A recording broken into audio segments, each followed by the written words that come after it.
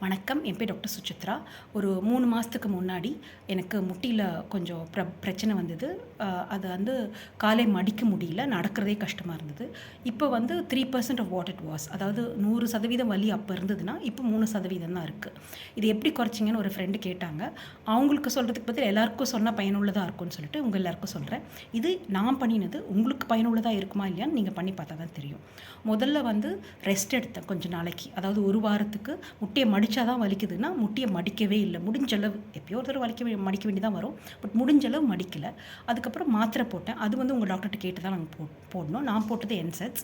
அது வந்து ஆனா நீங்க டாக்டர் கேட்டு தான் போடணும். ஸோ ஃபர்ஸ்ட் 1 வீக் ரெஸ்ட் மடிக்காம என்ஸ் மாத்திரையும் போட்டேன். 2வது வாரத்துலேருந்து ரொம்ப கிராஜுவலா இன்க்ரீஸ் பண்ணேன் எக்ஸர்சைசஸ். அது வந்து என்னோட யோகா டீச்சர் உஷா வந்து ரொம்ப பயனுள்ளதா எனக்கு சொல்லிக் குடுத்தாங்க. ஃபர்ஸ்ட் 2 கால்லயே நின்னு, இல்ல சேர்லயே உட்காந்து அந்த மாரி முட்டி ஸ்ட்ரெங்தனிங் எக்ஸர்சைசஸ் சொல்லிக் குடுத்தாங்க. நீ ஸ்ட்ரெங்தனிங் எக்ஸர்சைசஸ். அது வந்து கொஞ்ச நாள் வந்து கொஞ்சம் கொஞ்சமா ஜாஸ்தி பண்ணி இன்க்ரீஸ் பண்ணோம். பட் ரொம்ப கிராஜுவலா இன்க்ரீஸ் பண்ணோம்.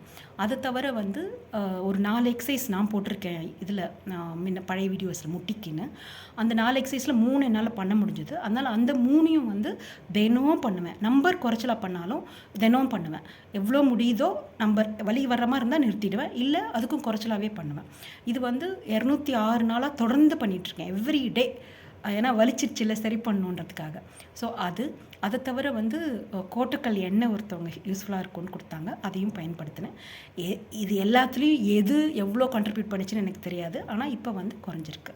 வணக்கம்.